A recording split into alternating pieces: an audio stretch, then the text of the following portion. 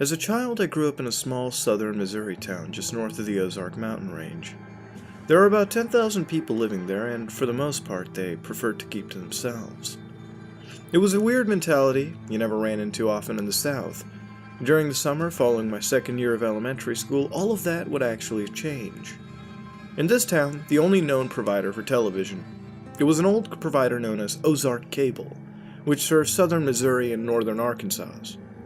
It only broadcasted 10 channels, and given that satellite wasn't available within 100 miles of my town, I actually had to make the best of it. In fact, the only children's programming available was Tom and Jerry reruns, which broadcasted out of Little Rock on Saturday mornings. Needless to say, my options for cartoons weren't particularly extraordinary. So at the beginning of summer vacation following second grade, my family received a notice from Ozark Cable, as did the other 10,000 residents in town. The statement noted that a new, high-tech broadcasting station was to complete construction just north of town. In my addition, my town would now be receiving 30 new channels, including Nickelodeon. And I was as excited as any child would be my age. Hell, I'd finally able to watch new cartoons almost any time during the week. So, during the third week of summer vacation, the broadcasting station went operational, and my small town finally entered the digital era. Static no longer interrupted regular programming, show lineups no longer switched without notice, and of course I finally had Rocko's Modern Life. Overall, I was a pretty happy 7-year-old kid. And about that's when it started. I heard it first from one of my friends. Apparently his parents had been watching a late-night entertainment around midnight, or 1 in the morning when sporadic interferences in the broadcast would begin to manifest. Images of an eyeless man flashed on the screen for seconds at a time, and then it would always be accompanied by this startlingly loud white noise. Apparently it was enough to wake my friend up. So, unsettled, my parents contacted the cable provider and notified them about the incident, and they were subsequently told that they would always be looked into. However, the problem always had persisted. Eventually, it became so frequent and widespread throughout the town that my parents actually prohibited me from watching any of the television between midnight and dawn. Not that I was actually interested in doing so anyways. Soon, no one really watched any late-night television. There were rumors of TV sporadically turning on and displaying the eyeless man seeming to reach out towards the viewer, but these were just rumors. One Thursday morning, while my dad was at work, my mom needed to run into town and pick up a prescription from a local pharmacy. Normally, I'd be forced to accompany her on the daily expeditions in the town, but after begging to stay home and watch the new episode of Ren and Stimpy, she surrendered and left to run her errand. So after sneaking a few cookies, I sat in front of the TV and waited for the episode to begin. The episode began as usual with the catchy theme song and glimpses into the antics of the characters. Then the picture went black. Now you can only imagine how enraged I was. I'd been waiting all week for this new episode, only to have the channel go completely out. After parading around the TV room in a fit of childhood frustration, I sat in front of the TV and I waited for the broadcast to actually resume. And after brief sparks of static appeared on the screen, and I sat in eager anticipation for the episode to actually come back. Images of decomposing and disemboweled bodies had filled the screen, accompanied by ear-piercing screams that filled the house. I immediately ran out of the TV room, not before looking back at the TV, though. The man with bloodied holes for eyes seemed to approach the screen with his livid, decaying arm reaching out.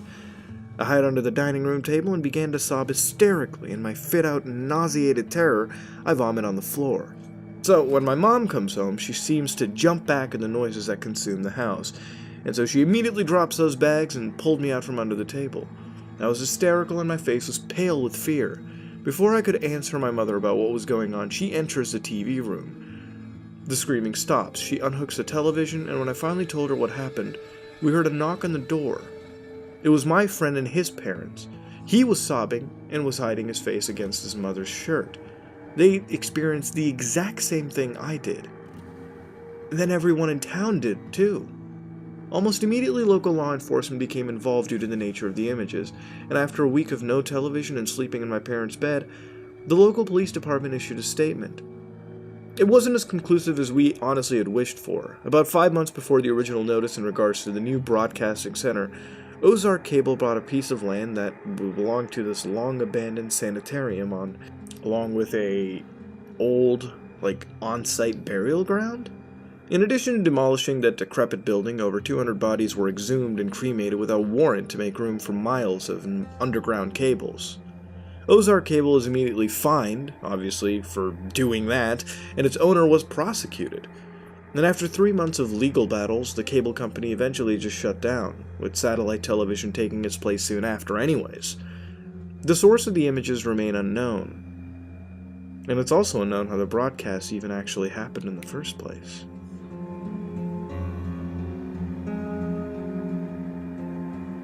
And that, ladies and gentlemen, was the Ozark Cable incident. Now, I love these small town stories, especially when they're related to TV, just because, to an extent, when you're given that kind of an environment, the levels of believability can be a little bit, blown about, and honestly, it wouldn't even kill the whole story of it. The reason why I don't really like these stories happening in, a big city like Toronto or something like that, or, New York, is just, it would never pass off as anything plausible, but when you take it to a small town, again, you can do whatever the hell you want. Now, as far as I've looked into Ozark, you have 2 Ozarks that I found. 2 Ozark towns that are given some form of internet service. One is all the way out in Arizona, which is not what we're looking at. We're looking at the one that is actually in Missouri, which is where this whole story takes place. Now, the internet service is provided by a company called Sudden Link Communications. There is nothing to do with them in this creepypasta, by the way. I just wanted to mention that as a sort of little thing. You know, they're getting internet service, they're getting TV service, and in a way, a lot of that is still very common if you go to rural parts of Canada, rural parts of America, rural parts of any country really. There's a lot of parts in the US where they just don't really have the cable or network internet infrastructure, so some places are running purely off of old methods of internet, really old broadband, and some places are running entirely off of satellite internet anyways. So, you know, the thing is that the infrastructure, while some of us who may be living in the bigger cities or closer to the big cities might take it for granted, some parts of the world, even, you know, in places like America or other parts, they still don't have proper top-tier internet service just because of where they live, just of the popularity of where they live, maybe even the economy of the area. It's still not a very common thing. So you still have these smaller, mom and pop shop providers, I would say, without really, comparing them to the big giants, such as in Canada we have Rogers or Bell. They still exist. So this company, Ozark, obviously is transmitting 10 channels, 30 channels after a massive upgrade, obviously, to a bunch of homes, and it makes the whole local town happy. The problem is, the broadcasts are infested with some spooky eyeless men. Now, the thing is, at this point, it was interesting to read into. I gotta say, for a story, I was genuinely interested in reading about this eyeless man, seeing where this would go. And I think when you got to the end of the story, it kind of slaps you in the face, because the thing is, it is a short creepypasta. And it doesn't need to be short, it can be built up. I love the fact when these smaller channel interruption creepypastas, because to an extent, some people might see them as exactly the same, and yeah, that's sort of the shtick with them, but a lot of them have to do with displaying a creepy incident and really passing it off as something that could be believed, like something that is a puzzle. Like when you watch a deep web video and you see those ARGs sometime that pop up, it's sort of like that. It's coming across that kind of stuff that leaves you not really scared, I would say, but more so confused. I think I like that a little bit better. If you look at things such as the Australian Mayday TV incident, things like that, a lot of them, while sure, they were spooky, they were more confusing, and I think that's where the whole horror and the love for this kind of a story comes through. Here it was oh, we saw disemboweled bodies and I hid under my fucking, table, and the thing is the whole town saw it, which was a little bit implausible, because even for a small town like Ozark, I think if people were to see that on their televisions, it might make it to the state news or something like that, maybe not national, but at least somewhere down to a state level, and we'd have some recollection of it. But the thing is, again, this is a spooky internet campfire story. No one really expects this to be real, but of course, I'm telling you, when it comes to that, it really helps with these stories. But the thing is, the Ozark Cable incident was occurring because they built their TV station on a bunch of exhumed bodies on top of a burial ground, which is, I gotta say, the most unwelcome cliche ever. If it's one thing that made me close my eyes, clench my fists, and cringe to God knows what end, it would be that line in of itself. It's just, I feel like that was a blatant cop-out, and it's like, I think the story was trying to be ended, like they were trying to finish off the story, and they needed to get some form of it out there. You didn't need to do that. It was an interesting story. When you end it like that, it almost just throws people away. But I wouldn't say when it ended it was necessarily the worst thing that I've ever, like, read through. I gotta say, it was a good story. It ended way too soon for its own good. It could have been an actual, legitimately, like, super spooky creepypasta. You could have put it into those historical archives. It would have been really, really interesting. And it would have made sense. You know, it's not something that felt rushed all the way through. That was one of the most important things about it. Sure, you know, Eyeless Man, some people would look at that and say, ooh, spooky, spooky indeed. But of course, it comes down to why that broadcast occurs and just the general weirdness of a broadcast like that. Like, you had the whole thing building up. It happened late night in televisions. And then out of nowhere, you jump to it happening just on Saturday morning for the kiddies. Which, you know, it's like there needs to be some level of build-up to that, I guess you could say. But that was really the Ozark cable incident. There's really nothing much more for me to say on it other than interesting creepypasta. Execution was done well for the first part, and then it completely sort of wanted to finish off when it really didn't have to. But I'm going to end it over here. We covered a small town, a small cable provider, but a very, very spooky dilemma for, unfortunately, a lot of kids at the time. Interesting stuff.